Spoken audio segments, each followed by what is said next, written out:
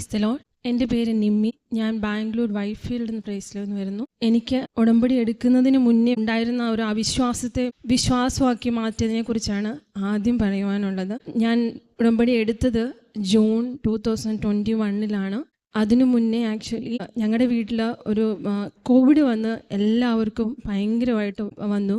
കൂട്ടത്തിൽ എൻ്റെ മമ്മിക്കായിരുന്നു ഏറ്റവും കൂടുതലായിട്ട് വന്നത്. ഞങ്ങൾ ബാംഗ്ലൂർ ഒരു ഹോസ്പിറ്റലിൽ അഡ്മിറ്റ് ആക്കിയപ്പോഴത്തേക്ക് എക്സ്റേ എടുത്തപ്പോഴത്തേക്ക് അതിനകത്ത് ഒരു പൊട്ട് പോലും ഇല്ലായിരുന്നു. പക്ഷെ മമ്മിക്ക് ഡയബറ്റിക് ഒക്കെ ഉണ്ടായിരുന്നത് കൊണ്ട് കുഴപ്പമൊന്നും ഉണ്ടാകണ്ട എന്നാൽ നേരത്തെ ഹോസ്പിറ്റലിൽ കൊണ്ട് അഡ്മിറ്റ് ആക്കിയേക്കാം, ഇനി എന്തെങ്കിലും കൂടിയാലോ എന്ന് വിചാരിച്ചിട്ട് ഞങ്ങൾ ഹോസ്പിറ്റലിൽ കൊണ്ട് അഡ്മിറ്റ് ചെയ്തതാണ്. പക്ഷെ അവരുടെ അശ്രദ്ധ മൂലം 2 ദിവസം കഴിഞ്ഞപ്പോൾ വല്ലാണ്ട് അങ്ങ് കൂടിപ്പോയി. സാച്ചുറേഷൻ ഓക്സിജൻ വെച്ചിട്ട് പോലും 44 ആ ലെവലിലായിരുന്നു. അപ്പോൾ ഇവിടുന്ന് എല്ലാവരും വിളിച്ച് പറഞ്ഞു, നീ ഒരു കാര്യം ചെയ്യുക, അവിടുന്ന് എങ്ങനെയും അവിടെ നിന്ന് ഷിഫ്റ്റ് ചെയ്ത് പോരാൻ പറഞ്ഞു. ഞങ്ങൾ ആംബുലൻസിന് വേണ്ടിയിട്ടൊക്കെ ഒത്തിരി നോക്കി, അതൊന്നും റെഡി ആവുന്നില്ലായിരുന്നു. അവസാനം ഞങ്ങളുടെ പള്ളിയിലെ അച്ഛനാണ് ഞങ്ങൾക്ക് അറേഞ്ച് ചെയ്ത് തന്നത്. അന്ന് രാത്രി ഞങ്ങളിവിടെ SH മെഡിക്കൽ സെൻറ്ററിലെല്ലാം നേരത്തെ പറഞ്ഞു വെച്ചിരുന്നു, ഞങ്ങൾക്ക് അറിയാവുന്ന ആൾക്കാരുണ്ടായിരുന്നുകൊണ്ട് അവർ കൊണ്ടുപോരാൻ പറഞ്ഞിട്ടാണ്, ഞങ്ങളെ കൊണ്ട് ഒരു ലെറ്ററൊക്കെ എഴുതി മേടിപ്പിച്ചിട്ടാണ് അവരിങ്ങോട്ട് കൊണ്ടുവരാൻ പറഞ്ഞത്. ഇവിടെ വന്നു കഴിഞ്ഞ് ആക്ച്വലി അപ്പം എനിക്കും കോവിഡ് ഉണ്ടായിരുന്നു. ഞാൻ ഇതിൻ്റെ അകത്ത് ഇത്രയും ബഹളം നടക്കുന്ന കാരണം ഞാനത് അത്ര കാര്യമാക്കിയില്ലായിരുന്നു. അവിടെ വന്നു കഴിഞ്ഞപ്പോഴത്തേക്ക് അന്ന് രാവിലെ എന്നോട് പറഞ്ഞു, നിനക്കും കോവിഡ് ഉള്ളതല്ലേ, ഒരു കാര്യം ചെയ്യും, നീയും പോയി ടെസ്റ്റൊക്കെ ചെയ്യാൻ പറഞ്ഞു. ഞാൻ ടെസ്റ്റ് ചെയ്യാൻ വേണ്ടി താഴോട്ട് പോയ സമയപ്പം പെട്ടെന്ന് എനിക്ക് കോള് വന്നു, എത്രയും പെട്ടെന്ന് മേളിൽ വരണമെന്ന് പറഞ്ഞു. ഒരു ചേച്ചിയുണ്ട് ഞങ്ങളവിടെ ഹെൽപ്പ് ചെയ്യുന്നത്. ആ ചേച്ചി ഓടി വന്നിച്ച് പറഞ്ഞു, മോനെ നിൻ്റെ കൂടെ വേറെ ആരും ഇല്ലേ എന്ന് ചോദിച്ചു. അപ്പം ഞാൻ പറഞ്ഞു, ആരുമില്ല, കോവിഡ് ആയതുകൊണ്ട് ഇവിടെ ആരും നിൽക്കാനും സമ്മതിക്കത്തില്ലല്ലോ എന്ന് പറഞ്ഞു. അപ്പോൾ എൻ്റെ മമ്മിയുടെ അനിയത്തി സിസ്റ്ററുണ്ട്, അവർക്കപ്പോൾ ചേച്ചി അറിയാവുന്നതായതുകൊണ്ട് സിസ്റ്ററിനെ അവർ പെട്ടെന്ന് വിളിച്ചു വരുത്തി. എന്നിട്ട് അവരെന്നോടൊന്നും പറഞ്ഞൊന്നുമില്ല, വിളിച്ചു വരുത്തി. സിസ്റ്ററും ഞങ്ങളുടെ ഒരു അച്ഛനും കൂടെയാണ് അവിടെ വന്നത്. അവരോട് പറഞ്ഞു, എത്രയും പെട്ടെന്ന് ഇവിടുന്ന് കൊണ്ടുപോക്കോ, ഞങ്ങൾക്ക് നോക്കാൻ പറ്റത്തില്ല, ഇവിടെ ചെയ്ത് കഴിഞ്ഞാൽ കിട്ടത്തില്ല, ആളെ കിട്ടത്തില്ല എന്ന് പറഞ്ഞു. കാരണം സാച്ചുറേഷൻ 44 ഉള്ളായിരുന്നു, അത് മേളിലോട്ട് കയറുന്നില്ലായിരുന്നു. അപ്പോൾ അവർ പറഞ്ഞു, എത്രയും പെട്ടെന്ന് എറണാകുളത്തുള്ള ഏതെങ്കിലും ഹോസ്പിറ്റലിലോട്ട് കൊണ്ടുപോകും, അവിടെ കൂടുതൽ ഫെസിലിറ്റീസ് ഉണ്ട്, അവിടെ ചെന്ന് കഴിഞ്ഞാൽ നിങ്ങൾക്ക് അതിനെ എന്തെങ്കിലും പറയാൻ പറ്റത്തുള്ളൂ എന്ന് പറഞ്ഞു. അപ്പോൾ ചേച്ചി അവരുടെ കൈയും കാലും ഒക്കെ പിടിച്ചേച്ച് പറഞ്ഞു, നിങ്ങളൊന്ന് ശ്രമിച്ചു നോക്കുമോ എന്ന് ചോദിച്ചപ്പോൾ ഞങ്ങൾക്ക് അറിയാവുന്ന ഒരു ഡോക്ടർ ഉണ്ടായിരുന്നു. അപ്പോൾ ഡോക്ടർ പറഞ്ഞു, ശരി നിങ്ങളുടെ റിസ്കിൽ ഞങ്ങൾ എടുക്കാം, പക്ഷേ 68 മണിക്കൂറേ ഞങ്ങൾ പറയത്തുള്ളൂ, അത് കഴിഞ്ഞ് കഴിഞ്ഞാൽ നിങ്ങൾ ഇവിടുന്ന് കൊണ്ടുപോക്കണമെന്ന് പറഞ്ഞു. അങ്ങനെ ഞാനും അവിടെ അഡ്മിറ്റായിരുന്നു. അപ്പോൾ എൻ്റെ അടുത്ത് എൻ്റെ അപ്പാപ്പി, എൻ്റെ പപ്പായുടെ അനിയൻ പറയുമായിരുന്നു, നീ അതിന് മുന്നേ തൊട്ടേ എന്നോട് പലവട്ടം എൻ്റെ വീട്ടിലുള്ളവരെല്ലാം പറയും, നീ കൃപാസനത്തിൽ പോയി, എനിക്ക് ഒത്തിരി പ്രശ്നങ്ങളൊക്കെ ഉള്ളതുകൊണ്ട് അവിടെ പോയി നീ ഉടമ്പടി എടുത്ത് പ്രാർത്ഥിച്ചാൽ നിൻ്റെ ഇതെല്ലാം മാറിക്കിട്ടും, പ്രശ്നങ്ങൾ മാറിക്കിട്ടും എന്ന് പറയുമ്പോൾ ഞാൻ പറയും, ഞാൻ ഉടമ്പടി എടുക്കത്തില്ല, ഉടമ്പടി എടുത്താലേ മാതാവ് കേൾക്കുള്ളെന്ന് എന്താണ് ഇത്? കാരണം എനിക്ക് മാതാവിനോട് ഭയങ്കര വിശ്വാസമായിരുന്നു. എൻ്റെ മക്കളെ തന്നതൊക്കെ എൻ്റെ അമ്മയാണ്. ആ ഒരു വിശ്വാസം ഉള്ളതുകൊണ്ട് ആ ഒരു അഹങ്കാരത്തിലായിരുന്നു ഞാൻ പറഞ്ഞുകൊണ്ടിരുന്നത്, ഞാൻ ഉടമ്പടി എടുക്കത്തില്ല, ഉടമ്പടി എടുത്താലേ മാതാവ് കേൾക്കുള്ളെന്ന് ആരാ പറഞ്ഞത്, അതൊക്കെ വെറുതെ അല്ലേ അന്ന് ഞാൻ പറയുമായിരുന്നു. അപ്പം അഭി എന്നോട് പറഞ്ഞു, നീ ഉടമ്പടി എടുക്കണ്ട, ഇത്രയൊക്കെ ആയില്ലേ, നീ ഒരു കാര്യം പറ, അവിടെ ചെന്ന് സാക്ഷ്യം പറയാമെന്നുള്ളത് നീ പറയാൻ പറഞ്ഞു. അപ്പം ഞാൻ നോക്കിയപ്പോൾ അത് വലിയ പാടില്ലാത്ത കാര്യമാണ്. ശരി, ഞാൻ പോയി സാക്ഷ്യം പറയാം. എനിക്ക് ഒരു സമയത്ത് ഒരു കാര്യം ഉണ്ടായിരുന്നു, എനിക്ക് പ്രാർത്ഥിക്കാൻ പറ്റുന്നില്ലായിരുന്നു. പ്രാർത്ഥിക്കാൻ പോയിട്ട് എനിക്ക് ബൈബിൾ എടുത്ത് വായിക്കാൻ കൂടെ പറ്റുന്നില്ലായിരുന്നു. ഞാൻ അത്രയ്ക്ക് ബ്ലാങ്ക് ആയിരുന്നു, എനിക്ക് എന്താ ചെയ്യേണ്ടതല്ലേ, എങ്ങനെയാണ് പ്രാർത്ഥിക്കേണ്ടതെന്നൊന്നും അറിയത്തില്ലായിരുന്നു. അപ്പം ഞാൻ പറഞ്ഞു, ശരി ഞാൻ പോയി സാക്ഷ്യം പറഞ്ഞേക്കാമെന്ന് പറഞ്ഞു. അതുവരെ അന്ന് രാവിലെ പിറ്റേ ദിവസം രാവിലെ 44 ഞാൻ പോയി കണ്ടപ്പോഴും. അപ്പം ഞാനിങ്ങനെ ചെറുതായിട്ട് പ്രാർത്ഥിക്കാൻ തുടങ്ങി. അന്ന് രാവിലെ വരെ 44. അന്ന് വൈകിട്ട് ഞാൻ അവിടെ കാണാൻ ചെന്നപ്പോൾ സിസ്റ്റർമാർ പറയുക, ഞാൻ ചെന്നപ്പോൾ ഞാൻ കാണുന്നത് മമ്മി ഇപ്പം വെൻറ്റിലേറ്ററിൽ ഇടണമെന്ന് പറഞ്ഞപ്പോഴത്തേക്ക് എൻ്റെ മമ്മിയുടെ അനിയത്തെ സിസ്റ്ററും ഒരു നേഴ്സാണ്. അപ്പം പുള്ളിക്കാരിക്കെല്ലാം അറിയാവുന്നതുകൊണ്ട്, പിന്നെ ഡോക്ടർക്കും എല്ലാം അറിയാവുന്നതുകൊണ്ട് അവർ വെൻറ്റിലേറ്റർ ഇട്ടില്ല. അതിന് സമമായിട്ടുള്ള CPAP എന്ന് പറയുന്ന ഒരു മെഷീനുണ്ട്. ആ മെഷീൻ ഇട്ട് കഴിഞ്ഞാൽ നമ്മുടെ ഇവിടെ ഇങ്ങനെ അങ്ങോട്ട് വെച്ച് കഴിഞ്ഞാൽ നമ്മുടെ ഈ എല്ലാം നുറുങ്ങി പോകുന്ന വേദന അത്രയ്ക്ക് ടൈറ്റായിട്ട് വെച്ചിട്ട് അവർ ചെയ്യുന്നൊരു സാധനം, അത് നമുക്ക് ഊരാനോ എടുക്കാനോ ഒന്നും പറ്റത്തില്ല. അതിങ്ങനെ അതവിടെ തന്നെ വെച്ചേക്കണം. ഊരി കഴിഞ്ഞാൽ എന്നാൽ പെട്ടെന്ന് താഴെ പോകും സാച്ചുറേഷൻ. ഞാൻ ചെല്ലുമ്പോൾ കാണുന്നത് മമ്മി ഈ CPAP ഒക്കെ ഊരി വെച്ചിരുന്നു ആഹാരം കഴിക്കുന്നതാണ് ഞാൻ കാണുന്നത്. അപ്പം എന്നിട്ട് നോർമൽ ഓക്സിജനാണ് കൊടുത്തിരിക്കുന്നത്. ആ നോർമൽ ഓക്സിജനിൽ മമ്മിക്ക് 88 ഉണ്ടായിരുന്നു സാച്ചുറേഷൻ. അങ്ങനെ ഉടമ്പടിയോടുള്ളൊരു വിശ്വാസം എനിക്കുണ്ടായി. ഞാൻ ജൂണിൽ 2021 ഇവിടെ വന്ന് ഉടമ്പടി എടുത്തു. എന്നിട്ട് ഞാൻ സാക്ഷ്യമൊന്നും പറഞ്ഞില്ല. കാരണം ഇത് ഉടമ്പടി എടുക്കുന്നതിന് മുന്നേ കിട്ടിയ സാക്ഷ്യമല്ലേ, അപ്പോൾ പിന്നെ ഇവിടെ പറയാൻ ഇവർ സമ്മതിക്കത്തില്ലായിരിക്കും എന്നൊക്കെ ഞാൻ വിചാരിച്ചിരുന്നു. ഇന്നും ഞാൻ സാക്ഷി എഴുതാൻ വന്നപ്പോൾ ഞാൻ ഇത് എഴുതിയത് ലാസ്റ്റാണ് എഴുതിയത്. അപ്പം അച്ഛൻ പറഞ്ഞു, നീ വിശ്വാസത്തിലേക്ക് വന്നത് ഇതിലൂടെയല്ലേ, നീ ഇത് ആദ്യം പറയണമെന്ന് പറഞ്ഞു. അതുപോലെ തന്നെ മമ്മിക്ക് ഈ കോവിഡ് ഉണ്ടാകുന്നതിന് മുന്നേ ആണെങ്കിലും അത് കഴിഞ്ഞിട്ടാണെങ്കിലും ചുമയുണ്ടാകുമ്പോഴത്തേക്ക് ഭയങ്കരമായിട്ട് ചുമയുണ്ടാകും, മമ്മി അറിയാതെ യൂറിൻ പോകുമായിരുന്നു. അപ്പോൾ ഈ കോവിഡ് ഉണ്ടായി കഴിഞ്ഞപ്പോഴത്തേക്ക് ഡോക്ടർ പറയാമായിരുന്നു, ഇനി ഒത്തിരി ശ്രദ്ധിക്കണം, ഇനി അമ്മയ്ക്ക് ഒരു ചെറിയ പനി പോലും വരാനായിട്ട് നിങ്ങൾ അനുവദിക്കരുതെന്ന് പറയായിരുന്നു. അപ്പം ഞങ്ങളുടെ വീട്ടിൽ ഞങ്ങളുടെ മക്കൾ സ്കൂളിൽ പോയിച്ച് വരുമ്പോൾ മിക്കവാറും പനിയും പിടിപ്പിച്ചുകൊണ്ട് വരും. അപ്പോൾ ഈ കഴിഞ്ഞ ഡിസംബറിൽ ഇതുപോലെ പനിയും പിടിപ്പിച്ചുകൊണ്ട് വന്നു കഴിഞ്ഞപ്പം മമ്മിക്കും ഇതുപോലെ ചെറുതായിട്ട് പനി വരാൻ തുടങ്ങി, ചുമ വരാൻ തുടങ്ങി. മമ്മിക്ക് ആകെ പേടിയായിപ്പോയി. മമ്മിക്കാണ് ചെറിയ ഇത് വന്നു കഴിഞ്ഞാൽ പെട്ടെന്ന് പേടിയായിപ്പോയി, ഹോസ്പിറ്റൽ ഫിയർ എല്ലാം കൂടെ ആയത് കാരണം. ഞാനിനി എന്ത് ചെയ്യുമെന്ന് വിചാരിച്ചുകൊണ്ട് ഒരു ദിവസം കടക്കാൻ പോകുമ്പോഴത്തേക്ക് ഭയങ്കരമായിട്ട് സങ്കടപ്പെട്ട് പറഞ്ഞപ്പോൾ ഞാൻ പറഞ്ഞു, മമ്മി എന്തിനാണ് പേടിക്കുന്നത്, അവിടെ മാതാവിൻ്റെ തേനല്ലേ ഇരിക്കുന്നത്, അത് മമ്മി എടുത്ത് കുടിച്ചേച്ച് കിടക്കും, ഇനി മമ്മി ചുമക്കത്തില്ല എന്ന് പറഞ്ഞു. അന്ന് മമ്മി തേനെടുത്ത് കുടിച്ചു. അത് കഴിഞ്ഞ് പിന്നെ മമ്മിക്ക് ചുമ വന്നിട്ടില്ല. അത് കഴിഞ്ഞ് പലവട്ടം ഞങ്ങൾക്ക് എല്ലാവർക്കും വന്നിട്ടുണ്ട്. പക്ഷേ അപ്പോഴെല്ലാം മമ്മി വിശ്വാസത്തോടെ തൈലമെടുത്ത് പെട്ടോ തേനെടുക്കുക, മമ്മിക്ക് ഇതുവരെ പിന്നെ ചുമ എന്നുള്ളൊരു കാര്യം വന്നിട്ടില്ല. അതുപോലെ തന്നെ എനിക്ക് പീരീഡ്സ് ഇറഗുലറായിരുന്നു. ഞാനിത് ഉടമ്പടിയിൽ വെച്ചിട്ടുള്ളതൊന്നുമല്ല. ഉടമ്പടി എടുത്ത് കഴിഞ്ഞപ്പോഴത്തേക്ക് ഞാൻ ഇവിടുത്തെ കൊന്ത കൂടുമായിരുന്നു. കൊന്ത കൂടുമ്പോഴത്തേക്കും ജോമോൾ സിസ്റ്റർ എപ്പോഴും പറയും, ഇങ്ങനെ പീരീഡ്സ് റെഗുലർ ആയിട്ടുള്ളവർക്ക് വേണ്ടിയൊക്കെ പ്രാർത്ഥിക്കാൻ പറയുമ്പം ഇത് എൻ്റെ ജീവിതത്തിൻ്റെ ഒരു ഭാഗമായതുകൊണ്ട് എനിക്ക് അതിന് വേണ്ടിയിട്ട് പ്രാർത്ഥിക്കാനൊന്നും എനിക്ക് തോന്നിയില്ല, എനിക്ക് വേണ്ടി പ്രാർത്ഥിക്കാൻ തോന്നിയില്ല. അപ്പം ഞാൻ വിചാരിച്ചെന്നാൽ ശരി, ഞാൻ മറ്റുള്ളവർക്ക് വേണ്ടി പ്രാർത്ഥിക്കാമെന്ന് വിചാരിച്ചു. ഞാൻ പ്രാർത്ഥിച്ചു. പക്ഷേ എൻ്റെ പീരീഡ്സ് റെഗുലറായി. ഇത്രയും വർഷം, എനിക്കിന്ന് 42 വയസ്സായി, 41 വർഷം എനിക്ക് ഇറഗുലറായിരുന്ന എൻ്റെ പീരീഡ്സ് റെഗുലറായി കിട്ടി. അതുപോലെ തന്നെ എനിക്കിവിടുന്ന് കൊണ്ടുപോകുന്ന ഭക്തസാധനങ്ങൾ ഉപയോഗിച്ച് എൻ്റെ വീട്ടിൽ എനിക്ക് ഒത്തിരി അനുഗ്രഹങ്ങൾ ലഭിച്ചിട്ടുണ്ട്. എൻ്റെ ഹസ്ബൻഡിന് അങ്ങനെ ഇങ്ങനെയൊന്നും അസുഖങ്ങളൊന്നും വരുന്നതല്ല. ഈ കഴിഞ്ഞ പ്രാവശ്യം പനി വന്നപ്പോൾ 102 ഡിഗ്രി പനിയായിരുന്നു.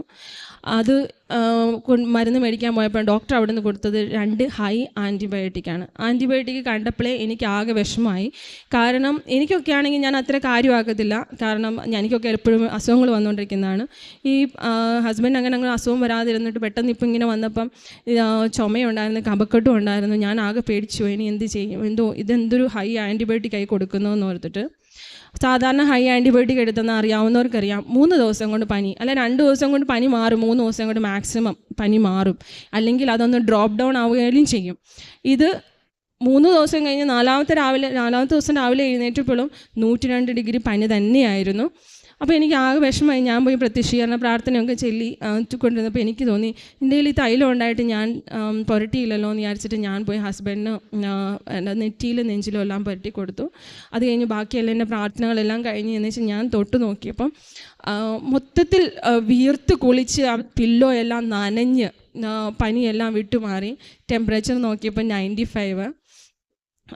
അതിനും ഈ തമ്പുരാന് നന്ദി. അതുപോലെ തന്നെ എനിക്ക് ജോബ് ഭയങ്കര ഹെവി ഡ്യൂട്ടികളാണ് മിക്കവാറും ഉണ്ടാകുന്നത്. ചിലപ്പം 10-12 മണിക്കൂറും ഇരിക്കുന്നോടത്തിരുന്ന് ഇവൻ കഴിക്കാൻ പോലും ഞാൻ മമ്മി കൊണ്ട് ടേബിളിൽ കൊണ്ടുവച്ചാൽ ഞാൻ കഴിക്കും, സ്പൂൺ കൊണ്ട് കഴിക്കും, എന്നിട്ട് മമ്മിയായിട്ട് പ്ലേറ്റ് എടുത്തുകൊണ്ട് പോകും. അങ്ങനെ ഇരുന്ന് ജോലി ചെയ്ത് എൻ്റെ ബട്ടക്സിൻ്റെ മസിൽസിന് റപ്ചർ ഉണ്ടായെന്ന് വെച്ചാൽ അതിന് ഈ ചതയുന്ന പോലെ ഇതുപോലെ വന്നിട്ട് എനിക്ക് ഇരിക്കാൻ പറ്റത്തില്ലാത്ത അവസ്ഥയായിപ്പോയി. ഞാൻ ഓഫീസിൽ പോകുമ്പോഴാണെങ്കിലും ഇങ്ങനെ അങ്ങോട്ടും തിരിഞ്ഞ് ഇങ്ങോട്ടും തിരിഞ്ഞൊക്കെയാണ് ഒരു വിധത്തിലൊക്കെ ഞാൻ ചെയ്യുന്നത്. ആരോടും പറയാൻ പറ്റത്തില്ലല്ലോ എനിക്കിങ്ങനെ ഇങ്ങനെ വേദനയായിരിക്കാൻ പറ്റത്തില്ല എന്ന് പറയത്തില്ല എന്ന്. അങ്ങനെ കുരിശ് വരയ്ക്കാൻ പോലും ഇരിക്കാൻ പറ്റത്തില്ലാത്ത അവസ്ഥയായി. അപ്പം ഞാൻ കുരിശ് വരയ്ക്കുമ്പോൾ ഇങ്ങനെ ഒരു സൈഡ് ചരിഞ്ഞ് കടന്നുകൊണ്ടായിരുന്നു കുരിശ് വരച്ചുകൊണ്ടിരുന്നത്. അങ്ങനെ എനിക്ക് ഒരു ദിവസം രാത്രിയിൽ എൻ്റെ സിസ്റ്റർ ആൻറ്റി എന്നെ വിളിച്ചപ്പോൾ എന്നോട് ഞാൻ പറഞ്ഞു, ആൻറ്റി എനിക്ക് ഇങ്ങനെ ഭയങ്കര വേദന, എനിക്ക് ഇരിക്കാനൊന്നും പറ്റുന്നില്ല, പ്രാർത്ഥിക്കുമ്പോൾ പോലും ഇരിക്കാൻ പറ്റുന്നില്ല ആൻറ്റി എന്ന് പറഞ്ഞപ്പോൾ എന്നോട് ചോദിച്ചു, നിൻ്റെ കയ്യിലല്ലേ തൈലം ഇരിക്കുന്നത്, എന്നിട്ട് നീ ഇതെന്താ അതെടുത്ത് പെരട്ടാ? ഞാൻ പറഞ്ഞു, ആൻറ്റി ഞാൻ നെറ്റിയെ പെരട്ടി ഞാൻ പ്രാർത്ഥിക്കുന്നുണ്ട്, പക്ഷേ മാറുന്നില്ലെന്ന്. എന്നോട് പറഞ്ഞു, നീ അവിടെ പെരട്ടി പ്രാർത്ഥിക്കുന്നില്ല മാറുമെന്ന് വന്നു. ഞാൻ അന്ന് പെരട്ടിയേച്ച് അന്ന് കടന്നുറങ്ങി. പിറ്റേ ദിവസം ഒക്ടോബർ 1 സ്റ്റാർട്ട് ചെയ്യുവാണ് മാതാവിൻ്റെ കൊന്ത സ്റ്റാർട്ട് ചെയ്യുവാണ്. അപ്പോൾ ഞങ്ങളുടെ അവിടെ വാർഡിൽ ഓരോരുത്തരുടെ വീടുകളിലാണ് കൊന്ത നടക്കുന്നത്. ഞാനപ്പം കൊന്തയ്ക്ക് പോയി. അവിടെ ചെന്നപ്പോഴത്തേക്ക് ഞാനായിരുന്നു ലാസ്റ്റ് ചെയ്യുന്നത്. അപ്പം എല്ലാം കസേരയെല്ലാം ഫില്ലായി, സോഫയെല്ലാം ഫില്ലായി. താഴെ ഇരിക്കേണ്ട വന്നു. ഞാൻ പോയി താഴെ ഇരുന്നു. ഞാനത് റിയലൈസ് ചെയ്തില്ല എനിക്ക് ആ വേദന ഇല്ല എന്നുള്ളത്. അടുത്ത ദിവസവും അതുപോലെ തന്നെ അടുത്ത വീട്ടിൽ ചെന്നപ്പോൾ ഞാൻ താഴെയാണ് ഇരുന്നത്. അത് കഴിഞ്ഞപ്പോഴത്തേക്ക് അന്നും എനിക്കൊന്നും പ്രശ്നം തോന്നിയില്ല. മൂന്നാമത്തെ ദിവസം എൻ്റെ വീട്ടിൽ പ്രാർത്ഥന വെച്ചപ്പോൾ ഞാൻ പെട്ടെന്ന് ഞാൻ ഇരുന്ന പഴുതി എൻ്റെ മടിയിലോട്ടിരുന്നു. അപ്പം ഞാൻ ഓർത്ത് എനിക്ക് ഇരിക്കാൻ പറ്റത്തില്ലായിരുന്നുള്ളൂ, ഞാനിതെങ്ങനെ ഇരിക്കുന്നതെന്ന്. അന്നാണ് ഞാൻ റിയലൈസ് ചെയ്തത്. ഞാൻ തൈലം പുരട്ടി കഴിഞ്ഞിട്ട് എനിക്ക് ഒരു മിനിറ്റ് പോലും അങ്ങനൊരു വേദന ഞാൻ ഇരിക്കുമ്പം എനിക്ക് ഉണ്ടായിട്ടില്ലായിരുന്നു. അത് പൂർണ്ണമായും എനിക്ക് ഈശോ അമ്മയും മാറ്റി തന്നു. പിന്നെ എൻ്റെ മോൻ, ഞങ്ങളിവിടെ വന്നായിരുന്നു, എൻ്റെ മക്കളെയും കൊണ്ട് ഞാനിവിടെ വന്നായിരുന്നു, അച്ഛനെ കാണാൻ വന്നു. പക്ഷെ അന്ന് എനിക്ക് കാണാൻ പറ്റിയില്ല. പക്ഷെ അച്ഛൻ അപ്പോൾ ഇവിടെ പറയുന്നുണ്ടായിരുന്നു, ഇവിടെ വന്ന് ഞാൻ അനുഗ്രഹിക്കുമ്പം അതൊരു അനുഗ്രഹം മാത്രമാണ്, അമ്മയോട് നേരിട്ട് പ്രാർത്ഥിച്ചെന്നാൽ അഭിഷേകമായി മാറും, നിങ്ങൾ അതിനു വേണ്ടി പ്രാർത്ഥിക്കാൻ പറഞ്ഞു. അപ്പം ഞാൻ അവനെയും കൊണ്ട് ഇവിടെ നിന്ന് പ്രാർത്ഥിച്ചു. എൻ്റെ മോൻ പഠിക്കുകയില്ല, എത്ര വന്നാലും അവൻ ഭയങ്കരമായിട്ട് കാർട്ടൂണിൽ അഡിക്റ്റായി പോയായിരുന്നു. കാർട്ടൂണിൽ അഡിക്റ്റായി പോയിട്ട് എന്ത് ചെയ്തെന്നാൽ പുസ്തകം തുറക്കുകയോ വായിക്കുകയോ ഒന്നും ചെയ്യത്തില്ലായിരുന്നു. ഞാൻ പ്രാർത്ഥിച്ച, അമ്മേ എനിക്ക് നിൻ്റെ അഭിഷേകമാണ് വേണ്ടേ, എൻ്റെ മോൻ പഠിക്കണം, അവൻ അറ്റ്ലീസ്റ്റ് വായിക്കാനും എഴുതാനും എങ്കിലും അവൻ പഠിക്കണമെന്ന് പ്രാർത്ഥിച്ചു. അത് കഴിഞ്ഞ് ഇവിടുന്ന് ചെന്ന് കഴിഞ്ഞപ്പോൾ തൊട്ട് അവൻ പുസ്തകം എടുത്ത് വായിക്കാനും ഇപ്പം അവൻ കൂട്ടി വായിക്കാനും തുടങ്ങി. ഈ 2-3 മാസമേ ആയുള്ളത്. അത് കഴിഞ്ഞിട്ട് കഴിഞ്ഞ ദിവസം കമ്പ്യൂട്ടർ സയൻസിൻ്റെ 3ാം ക്ലാസ്സിലാണ്, അവർക്കും കമ്പ്യൂട്ടർ സയൻസിൻ്റെ എക്സാം വരെയുണ്ട്. കമ്പ്യൂട്ടർ സയൻസിന് എക്സാം കഴിഞ്ഞിട്ട് വന്നേച്ച് എന്നോട് എക്സാമിനെ കുറിച്ച് വിശദീകരിച്ചപ്പം എനിക്കുണ്ടായ സന്തോഷം എനിക്ക് പറഞ്ഞറിയിക്കാൻ പറ്റാത്തതാണ്. ഇന്ന് ഞാനിവിടെ സാക്ഷ്യം പറയാൻ തന്നെ ഒരു കാരണമുണ്ട്. ഞാൻ IELTS എഴുതി. എനിക്ക് ഏറ്റവും കോൺഫിഡൻ്റ് ആയിരുന്നു എൻ്റെ സ്പീക്കിംഗ് കേട്ടെന്നാൽ ആരും പറയുകയില്ല എനിക്ക് 7.5 കുറവ് കിട്ടുമെന്ന്. പക്ഷേ എനിക്ക് 5.5 കിട്ടിയുള്ളൂ. അപ്പം ഞാൻ ചിന്തിച്ച് എനിക്ക് എന്തുകൊണ്ടാണ് അതങ്ങനെ അത്ര ഇതായിപ്പോയത്. അപ്പം ഞാൻ കുറേ സാക്ഷ്യങ്ങൾ, കുറേ അനുഭവങ്ങളുണ്ടായിട്ടും ഞാൻ ഇവിടെ വന്നൊന്ന് സാക്ഷ്യം പറയുകയോ മാതാവിനെ മഹത്വപ്പെടുത്തുകയോ ചെയ്തില്ല. അതിന് ഞാൻ മാപ്പപേക്ഷിക്കുന്നു. എനിക്ക് തന്ന എല്ലാ അനുഗ്രഹങ്ങൾക്കും ഈശോയ്ക്കും അമ്മയ്ക്കും 1000 നന്ദി. നിമിയുടെ അമ്മയെ ചികിത്സിച്ച ആ ഹോസ്പിറ്റലിൽ നിമി പറഞ്ഞത് ഇങ്ങനെയായിരുന്നു, അവിടെ ചികിത്സിച്ചവരിൽ ഇതേ രീതിയിൽ വന്നെത്തിയവരിൽ നിമിയുടെ അമ്മയെപ്പോലെ, അതായത് സാച്ചുറേഷൻ 44 വരെയൊക്കെ എത്തിയവരിൽ ആകെ രക്ഷപ്പെട്ടത് നിമിയുടെ അമ്മ മാത്രമായിരുന്നു എന്നുള്ളതാണ്. നിമി പ്രാർത്ഥിച്ചത് ഇവിടെ വന്ന് സാക്ഷ്യം പറയാം, അമ്മ സുഖപ്പെടുത്തുമെങ്കിൽ എന്നുള്ളതാണ്. അതിനു മുമ്പ് അത്ര വിശ്വാസം ഉണ്ടായിരുന്നില്ല. എന്നാൽ ഇങ്ങനെയൊരു അത്ഭുതം നടന്നു കഴിഞ്ഞപ്പോൾ അവിടെയുള്ള ഡോക്ടേഴ്സും നിമിയുടെ അമ്മ മാത്രമേ ഈ അവസ്ഥയിൽ നിന്ന് രക്ഷപ്പെട്ടിട്ടുള്ളൂ എന്ന് പറഞ്ഞു കഴിഞ്ഞപ്പോൾ വിശ്വാസമായി. പിന്നീട് അങ്ങോട്ട് ഇവിടെ വന്ന് ഉടമ്പടി ചെയ്തു കഴിഞ്ഞപ്പോൾ ഒത്തിരി അനുഗ്രഹങ്ങളാണ് ഈ കുടുംബത്തിൽ ലഭിച്ചത്. കുഞ്ഞിന് വായിക്കാൻ പറ്റാതിരുന്നതിന് ഇപ്പോൾ നന്നായിട്ട് പഠിക്കുന്നു. അതേപോലെ ഓരോ അസുഖങ്ങളൊക്കെ വരുന്ന സമയത്തും വിശ്വാസത്തോടെ ഉടമ്പടി തൈലം, നേർച്ച വസ്തുക്കൾ ഉപയോഗിക്കുമ്പോഴൊക്കെ സൗഖ്യം ലഭിക്കുന്നത് ഈ കുടുംബം അറിയുകയാണ്. യേശു കർത്താവാണ് എന്ന് അതിരങ്ങൾ കൊണ്ടേറ്റ് പറയുകയും ദൈവം അവനെ മരിച്ചവരിൽ ഉയർപ്പിക്കുകയും ചെയ്തു എന്ന് ഹൃദയത്തിൽ വിശ്വസിക്കുകയും ചെയ്താൽ നീ ജീവിക്കും. റോമ 10:9. നമ്മൾ ഉടമ്പടി നേർച്ച വസ്തുക്കൾ ഉപയോഗിക്കുന്നത് യേശു കർത്താവാണ് എന്ന് ഏറ്റുപറഞ്ഞുകൊണ്ടാണ്. കർത്താവിൻ്റെ വചനം പാലിക്കുവാൻ നമ്മൾ തയ്യാറാകുമ്പോൾ അവിടുന്ന് നമ്മളെ അവിടുത്തെ വാഗ്ദാനങ്ങൾ നിറവേറ്റി അനുഗ്രഹിക്കുന്നു. പരിശുദ്ധ അമ്മയിലൂടെ ദൈവം നൽകിയ അനുഗ്രഹങ്ങൾക്ക് കൈയടിച്ച് ദൈവത്തെ മഹത്വപ്പെടുത്താം. യേശുവേ നന്ദി, യേശുവേ സ്തോത്രം, യേശുവേ ആരാധന. എൻ്റെ പേര് രഞ്ജു ലതീഷ്. ഞാൻ ഷാർജയിൽ നിന്ന് വരുന്നു. ഞാൻ ഉടമ്പടി എടുത്തത് 2022 ഓഗസ്റ്റ് 22-നാണ് ഞാൻ ഉടമ്പടി എടുത്തത്. എൻ്റെ ആദ്യ ഉടമ്പടിയാണിത്. ഞാൻ 2018 തൊട്ട് മുതൽ തന്നെ കൃപാസനത്തെക്കുറിച്ച് ഈ യൂട്യൂബ് ചാനലും ഫേസ്ബുക്ക് വഴിയൊക്കെ എപ്പോഴും പ്രാർത്ഥിക്കുമായിരുന്നു. 2018 ഞാൻ തൊട്ട് എന്ന് ലീവിന് വന്നാലും ഇവിടെ വരാനായിട്ട് വന്നിട്ടേ പോകാറുള്ളായിരുന്നു. ആദ്യത്തെ എൻ്റെ ഒരു വരവെന്ന് പറഞ്ഞിട്ടുണ്ടെങ്കിൽ 2018 ഞാൻ ഫസ്റ്റ് എയർപോർട്ടിൽ നിൽക്കുമ്പോൾ എനിക്ക് ഭയങ്കര ടെൻഷനാണ്. എങ്ങനെ ഇവിടെ ഒന്ന് എത്തും, കൃപാസനത്തിൽ എന്നെ ആര് കൊണ്ടുവരും? ബിക്കോസ് ഞാനൊരു ഹിന്ദുവാണ്. വീട്ടിൽ പറഞ്ഞാലൊന്നും ചിലപ്പോൾ സമ്മതിച്ചതൊന്നും വരത്തൊന്നുമില്ല ഇവിടെ കൊണ്ടുവരാനായിട്ട്. അങ്ങനെ ഇരിക്കുമ്പോഴാണ് എൻ്റെ മനസ്സിൽ മുഴുവൻ ടെൻഷൻ, ഇവിടെ എങ്ങനെ വരും, ഒന്ന് വീട്ടിലൊക്കെ ഒന്ന് സമ്മതിച്ച് ഇവിടെ എങ്ങനെ വരും എന്നൊക്കെ ഉള്ള ഒരു ഇതായിരുന്നു. അപ്പം ഞാനിങ്ങനെ വന്നു കുളിച്ച് ചായയൊക്കെ കുടിച്ചുകൊണ്ടിരിക്കുമ്പം ഒരു കൃപാസനത്തിൽ ഒരു പത്രം അവിടെ കിടക്കുന്നു. അപ്പം ഞാൻ വളരെ അത്ഭുതത്തോടു കൂടിയിട്ട് അമ്മയോട് ചോദിച്ചു, അമ്മ ഇത് എവിടെ നിന്നാണ് ഈ പത്രം?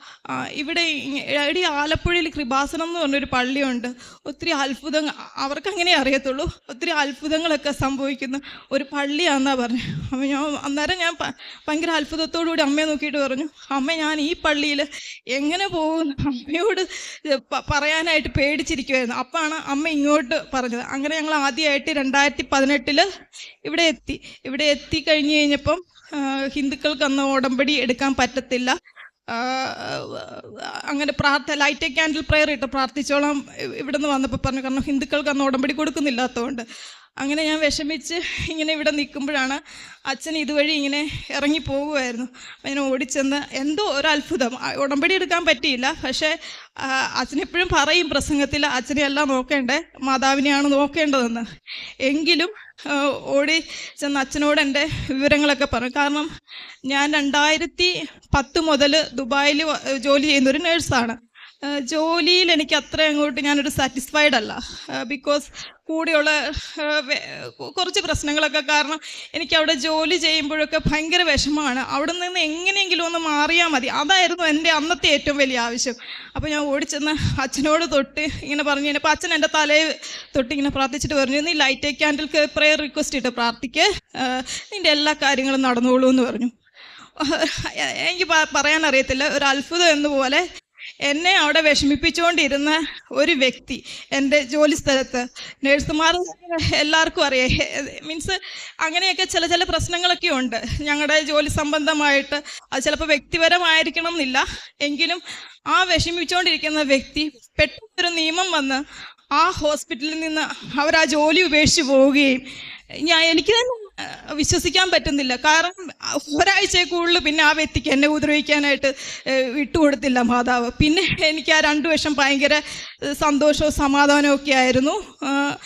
അങ്ങനെ ഇരിക്കും. അപ്പം എല്ലാവരും എന്നെ അറിയാവുന്നവരൊക്കെ പറയും, നീ പ്രാർത്ഥിച്ച് അവരെ അവിടെ നിന്ന് പറഞ്ഞു വിട്ടല്ലേ എന്നും പറഞ്ഞ് എല്ലാവരും എന്നെ കളിയാക്കുമായിരുന്നു. എൻ്റെ വീട്ടിലൊക്കെ ഉള്ളവർ, എൻ്റെ ഹസ്ബൻഡൊക്കെ പ്രത്യേകിച്ച് പറയും, രഞ്ജുവിൻ്റെ ഒരു ഫോട്ടോ ഭിത്തിയിലിരുന്ന് കഴിഞ്ഞിട്ടുണ്ടെങ്കിൽ താഴെ പോകത്തില്ല, കാരണം അവൾ അതുമാതിരി പ്രാർത്ഥിച്ച് അവിടെ അള്ളിപ്പിടിച്ച് ഇരുന്നോളും. അങ്ങനെയൊക്കെ എന്നെ എപ്പോഴും കളിയാക്കും. അങ്ങനെ ഇരിക്കുമായിരുന്നു. അങ്ങനെ 2020 കൊറോണ വന്ന് എൻ്റെ ഹസ്ബൻഡ് ദുബായ് എയർപോർട്ട് എമിറേറ്റ്സിലാണ് ജോലി ചെയ്യുന്നത്. വലിയ കുഴപ്പമൊന്നുമില്ലാത്ത നല്ലൊരു ജോലിയായിരുന്നു. അപ്പം ഞാൻ ആ സമയത്തൊക്കെ എൻ്റെ ഹസ്ബൻഡിന് ഒരു പ്രമോഷനും എനിക്കൊരു ജോലിക്ക് വേറെ സ്ഥലത്തേക്ക് മാറാൻ പറ്റണേ എന്നൊക്കെ പ്രാർത്ഥിച്ച് ഇരിക്കുമ്പോഴാണ് ഞാൻ 2018 തൊട്ട് മുടങ്ങാതെ ജപമാല ചൊല്ലുന്ന ഒരാളാണ്. എല്ലാവരും എന്നെ കളിയാക്കും, ഇത്രയ്ക്കൊന്നും പ്രാർത്ഥിക്കുകയൊന്നും വേണ്ടാന്ന്. ചിലപ്പോൾ ഞാനവിടെ പ്രാർത്ഥിക്കാതിരിക്കുമ്പം എൻ്റെ ഹസ്ബൻഡ് തന്നെ എന്നോട് അവരിരുന്നുകൊണ്ട് ഞാൻ മുറിയിലിരിക്കുകയാണെങ്കിൽ പറയും, രഞ്ജു ഇനി പോരെ, ഇതിവിടെ പ്രത്യക്ഷപ്പെട്ടിട്ടുണ്ട്, ഞങ്ങളെല്ലാം കണ്ടു, നീ ഇനി പോരേം പറയും, നിൻ്റെ കാര്യങ്ങളൊക്കെ നടന്നോളാം. അന്നേരം ഞാൻ ചിരിച്ചുകൊണ്ട് അതൊന്നും ഞാൻ മൈൻഡേ ചെയ്യത്തില്ലായിരുന്നു. അങ്ങനെ ഇരിക്കുമ്പോഴാണ് എൻ്റെ ഹസ്ബൻഡിന് അങ്ങനെ ഒത്തിരി വലിയ വിശ്വാസമൊന്നുമുള്ള ഒരാളൊന്നുമല്ല പൊതുവേ. അപ്പം പറയും, നീ നിന്നെ തന്നെ വിശ്വസിക്ക്, അതൊക്കെ നടന്നോളും എന്നുള്ള രീതിയിൽ. അങ്ങനെ ഇരിക്കുമ്പോഴാണ് എമിറേറ്റ്സിൽ ആൾക്കാരെ എല്ലാം പിരിച്ചുവിടാൻ തുടങ്ങി. അന്നേരം എൻ്റെ ഹസ്ബൻഡിനൊരു വിശ്വാസം ഉണ്ടായിരുന്നു, ഹസ്ബൻഡിനെ പിരിച്ചുവിടത്തില്ല, കാരണം അങ്ങനെ ഒരു ഇതിലിരിക്കുമായിരുന്നു. പക്ഷേ ഫസ്റ്റ് അലോട്ട്മെൻറ്റ് വന്നപ്പോൾ ഹസ്ബൻഡിൻ്റെ പേരായിരുന്നു ആദ്യം. ജോലി പോയി. പക്ഷേ എന്തോ ഒന്നിനും മുട്ടും നിർത്തിയിട്ടില്ല. ഉടൻ തന്നെ വേറൊരു ജോലിയിൽ 1 മാസം പോലും വെറുതെ ഇരിക്കാതെ അടുത്ത ജോലി എൻ്റെ ഹസ്ബൻഡ് കയറി. എന്നാലും ഒരു വിഷമമായിരുന്നു എനിക്കെപ്പോഴും, ദൈവമേ നല്ലൊരു ജോലി ഉണ്ടായിരുന്നിട്ട് അവിടെ പോയി. കാരണം അവിടെ വർക്ക് ചെയ്യുകയാണെങ്കിൽ ഞങ്ങൾക്ക് ഏത് രാജ്യത്തേക്കും ഫ്രീ ആയിട്ട് പോകാം, ഫ്ലൈറ്റ് ടിക്കറ്റ് എല്ലാം ഫ്രീ, എല്ലാം അങ്ങനെയുള്ള ഒത്തിരി ആനുകൂല്യങ്ങളൊക്കെ ഉണ്ടായിരുന്നു. അപ്പം അത് പോയപ്പോൾ ഒരു പക്ഷെ എന്നാലും എനിക്കിങ്ങനെ പ്രാർത്ഥനയിൽ ഇരിക്കുന്നതുകൊണ്ടാണോ എന്നറിയത്തില്ല, ഞാൻ ഒത്തിരി അങ്ങനെ കരഞ്ഞൊന്നുമില്ല.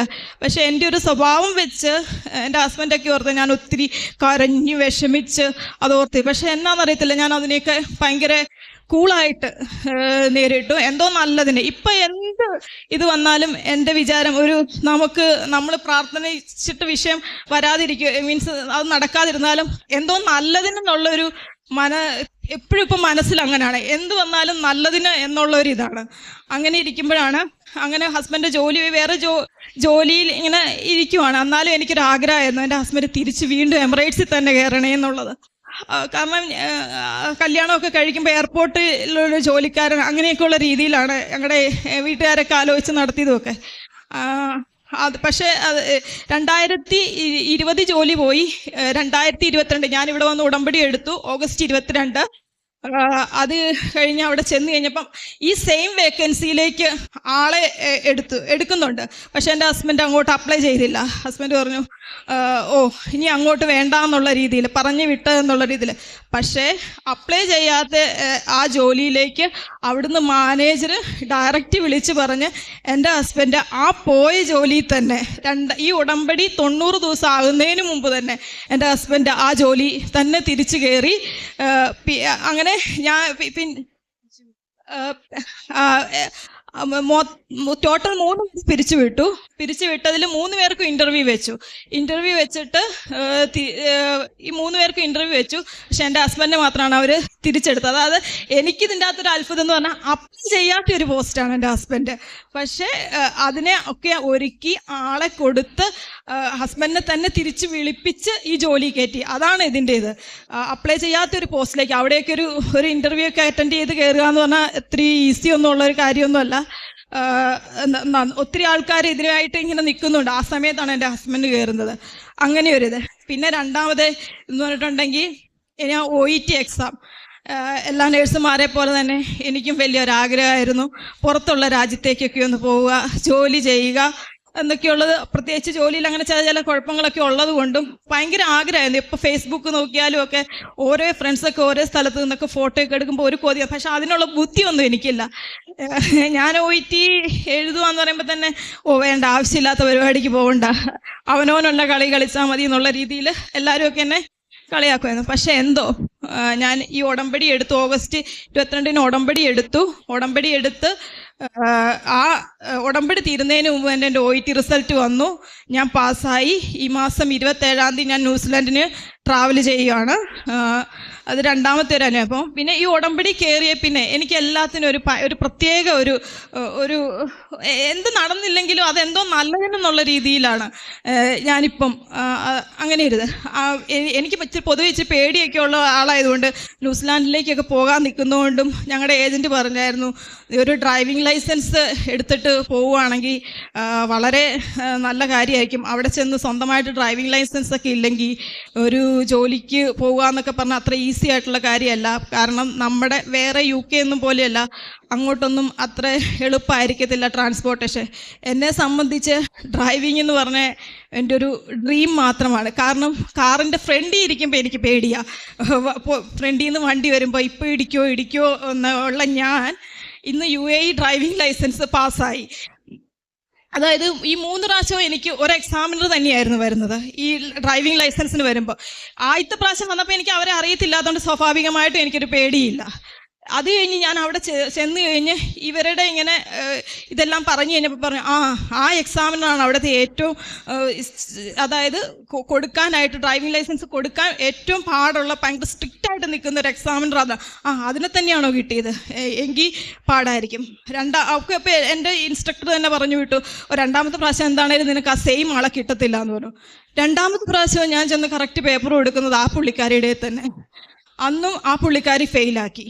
മൂന്നാമത്തെ പ്രാവശ്യം എന്നാലും ഇൻസ്ട്രക്ടർ പറഞ്ഞു വിട്ടു, ഒരു പാകിസ്ഥാനി ലേഡിയാണ് എന്നെ പഠിപ്പിച്ചത്. പുള്ളി പറഞ്ഞു എന്താണേലും നിനക്ക് അവരെ കിട്ടത്തില്ല, കാരണം നിന്നെ 2 പ്രാവശ്യം ഫെയിലാക്കിയതല്ലേ, അവർക്ക് അങ്ങനെ അവരെന്താണേലും നിന്റെ പേപ്പർ കാണുമ്പോൾ വേറെ ആളുടെ കൊടുക്കുമെന്ന് പറഞ്ഞു. നിന്റെ പേപ്പർ ചെന്ന് ഞാൻ കൊടുത്തു. ഇവരെ കൊടുത്ത അത് ഞാൻ ചെന്ന് കൊടുത്ത് മൂന്നാമത്തെ പ്രാവശ്യം എൻ്റെ വിചാരം അവർ വേറെ ആളുടെ കൊടുക്കുമായിരിക്കും. ഇവർ തന്നെ എന്നെ പേരും വിളിച്ചുകൊണ്ട് പോവുക. അപ്പോഴേ ഞാൻ തോറ്റു എന്നുള്ള രീതിയിൽ ഇങ്ങനെ ഇരിക്കുക. ഈ ഉടമ്പടി എടുത്തേ പിന്നെ ഈ ഉടമ്പടി കാശ് രൂപ എപ്പോഴും എൻ്റെ കൂടെയുണ്ട്. എപ്പോഴും ഞാൻ എൻ്റെ മാറത്തിങ്ങനെ വെച്ചാണ് നടക്കുന്നത്. അതില്ലാതെ ഇപ്പം എനിക്ക് ഇറങ്ങാൻ പറ്റത്തില്ല. ഇറങ്ങിക്കഴിഞ്ഞിട്ടുണ്ട് ആരോ എന്തോ ഒരു ഭയം പോലെ കൂടുതൽ. അങ്ങനെ എനിക്കൊരു സ്ഥലമുണ്ട്, ഈ ഡ്രൈവിംഗ് ലൈസൻസിൻ്റെ ആ സ്ഥലത്ത് എത്തുമ്പോൾ എനിക്ക് ഇച്ചിരി ടഫായിട്ടുള്ള സ്ഥലമാണ്. കറക്റ്റ് അവിടെ തന്നെ എന്നെ എടുപ്പിക്കത്തുള്ളൂ ഈ പുള്ളിക്കാർ. അങ്ങോട്ട് കയറാനായിട്ട് ആ സ്ഥലം എത്തിയപ്പോൾ തന്നെ വിറയ്ക്കാൻ തുടങ്ങി. അപ്പം ഞാൻ മാതാവിനോട് ഉടമ്പടി കാശ് രൂപത്തിൽ തൊട്ടുകൊണ്ട് പറഞ്ഞു, ഡ്രൈവ് ചെയ്തുകൊണ്ടിരിക്കുക, തൊട്ടുകൊണ്ട് പറഞ്ഞു, മാതാവേ ഞാൻ ദേ കയറാൻ പോവുക. ഈ എൻ്റെ സൈഡിൽ ഇരിക്കുന്ന ഈ വ്യക്തി ഒരക്ഷരം വാ തുറക്ക് മിണ്ടുകയോ എൻ്റെ സ്റ്റിയറിങ്ങിലോ തൊടാനോ പാടില്ല എന്ന് പറഞ്ഞു. അങ്ങനെ ഞാൻ ആ റൗണ്ട് അബൌട്ട് കയറുമ്പോൾ ഞാൻ പറഞ്ഞു, ഇവരുടെ കൈ പൊക്കോ, ഇവർ ചിലപ്പോൾ മനഃപൂർവ്വം തോപ്പിക്കാനായിട്ട് ഇങ്ങനെ കൈ പിടിക്കും. കാരണം അവർക്കറിയാം എൻ്റെ വീക്ക്നെസ് എവിടെയാണെന്നുള്ളത്. കാരണം ഞാൻ 2 പ്രാവശ്യം പുള്ളിക്കാരിയുടെ കയ്യിൽ നിന്ന് തന്നെയാണ് ഫെയിലായത്. ഇവരെ കൊണ്ട് വാ തുറക്കിപ്പിക്കരുതേ മാതാവേ എന്ന് പറഞ്ഞ് ഉടമ്പടി കാശ് രൂപത്തെ പിടിച്ചുകൊണ്ട് ചെല്ലും. അവരെ അറിയത്തില്ല, ഒരക്ഷരം പോലും മിണ്ടിയില്ല. എനിക്ക് നല്ല കൂളായിട്ട് ഡ്രൈവ് ചെയ്ത് നന്നായിട്ട് എനിക്ക് പാസ്സാകാനായിട്ട് പറ്റി. അത് UAE-യിലുള്ളവർക്കൊക്കെ അറിയായിരിക്കും, ഒരു ഡ്രൈവിംഗ് ലൈസൻസ് എടുക്കുക എന്നൊക്കെ പറഞ്ഞാൽ ഇവിടെ നമ്മുടെ നാട് പോലെ അല്ല, ഇത്തിരി പാടുള്ളൊരു കാര്യമാണ്.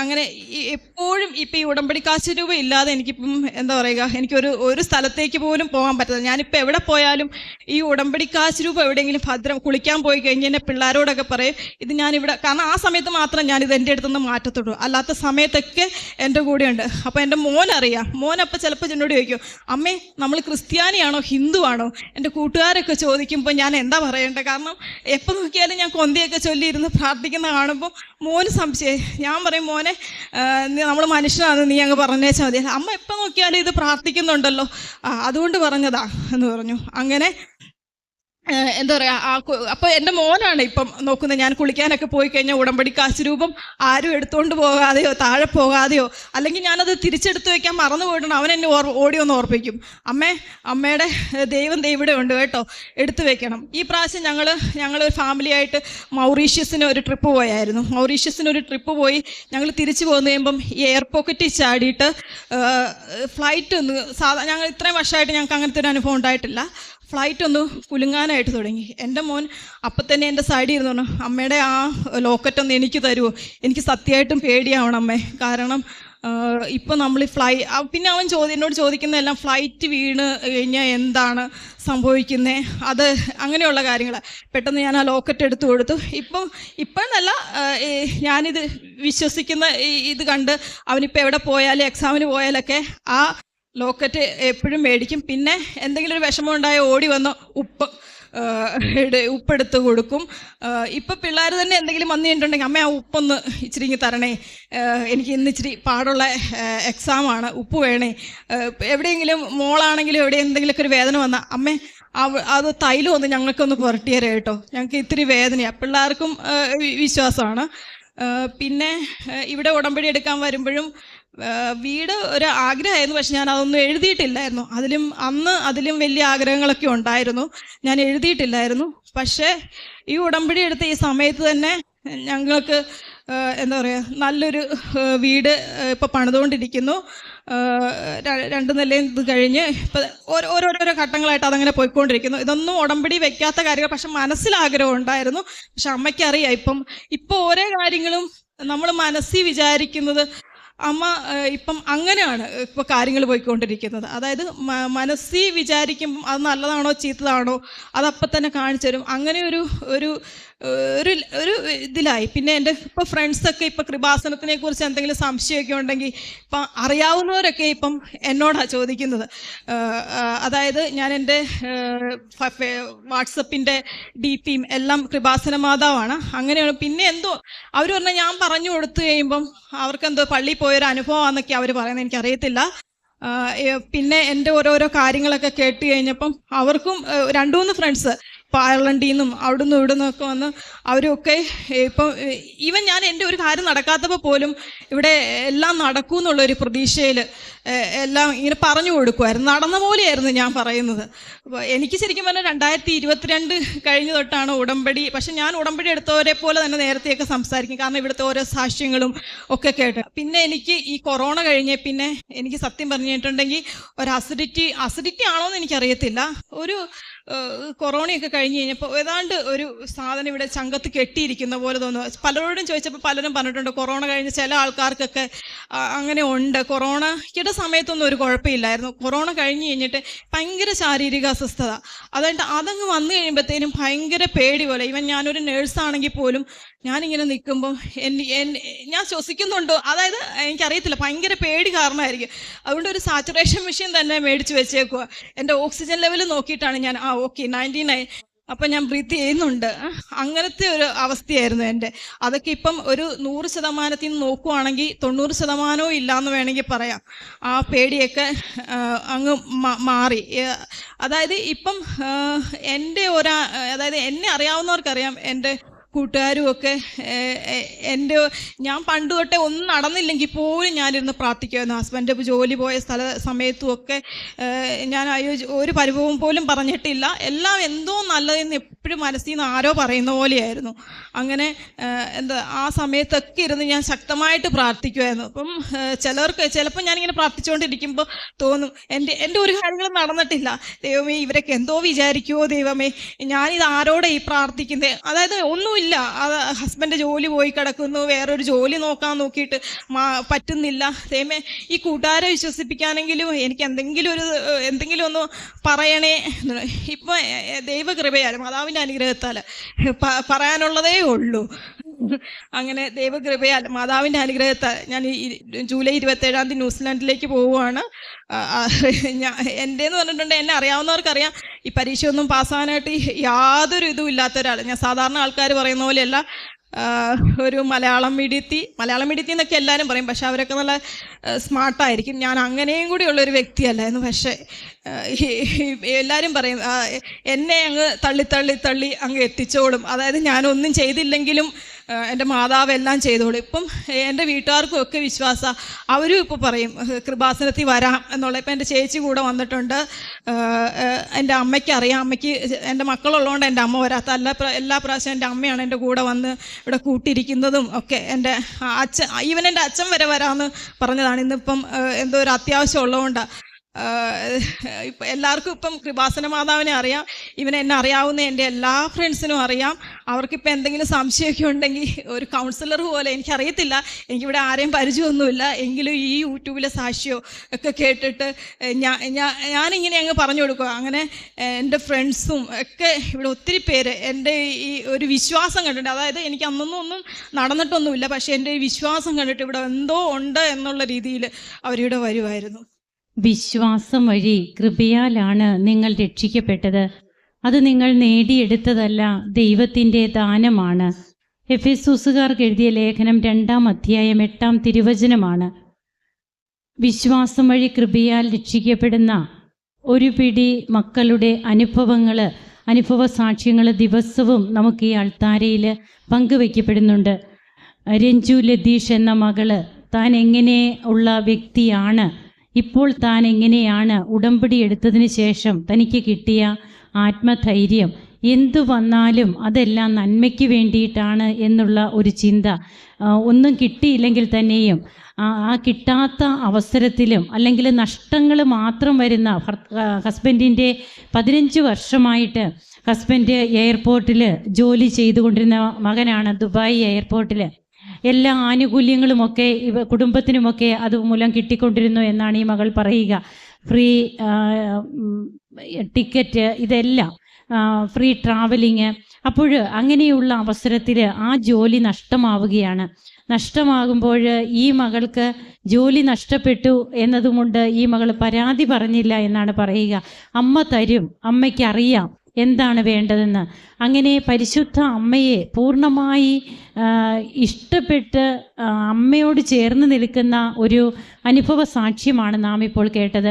അങ്ങനെ തൻ്റെ ഹസ്ബൻഡിന് നഷ്ടപ്പെട്ട ജോലി അപ്ലൈ ചെയ്യാതെ തന്നെ വീണ്ടും ആ എയർപോർട്ടിൽ തന്നെ വീണ്ടും ആ മകന് ജോലി ലഭിക്കുന്നു എന്നാണ് പറയുക. 3 പേരെയാണ് പിരിച്ചുവിട്ടത്, 2 പേർക്കും കിട്ടിയില്ല. എന്നാൽ ഈ മകനെ അങ്ങോട്ട് തന്നെ തിരിച്ചു വിളിക്കുന്നു, നഷ്ടപ്പെട്ട ജോലി കിട്ടുകയാണ്.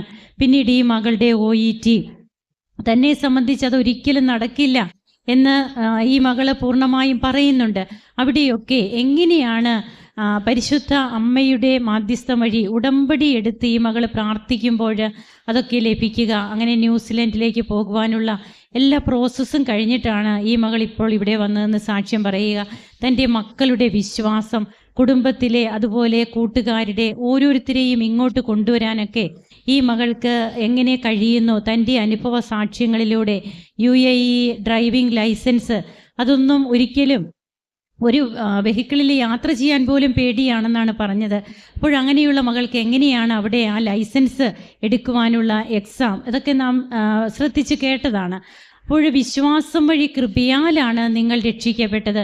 ഒരു ക്രൈസ്തവിയായ ഈ മകള് തൻ്റെ മക്കൾക്കൊക്കെ പറഞ്ഞു കൊടുക്കുന്ന നല്ല കാര്യങ്ങൾ, എങ്ങനെ ഉടമ്പടി നേർച്ച വസ്തുക്കളിലൂടെ ആ മക്കൾ ഇന്ന് ദൈവത്തെ കൂടുതൽ അറിയുന്നു, അടുക്കുന്നു, സത്യദൈവത്തെ അവരെങ്ങനെയാണ് അറിഞ്ഞത്, ഇതൊക്കെയാണ് നാം കേട്ടത്. നമുക്ക് കരങ്ങളടിച്ച് ഈശോയ്ക്കും അമ്മയ്ക്കും നന്ദി പറയാം, ദൈവത്തെ മഹത്വപ്പെടുത്താം.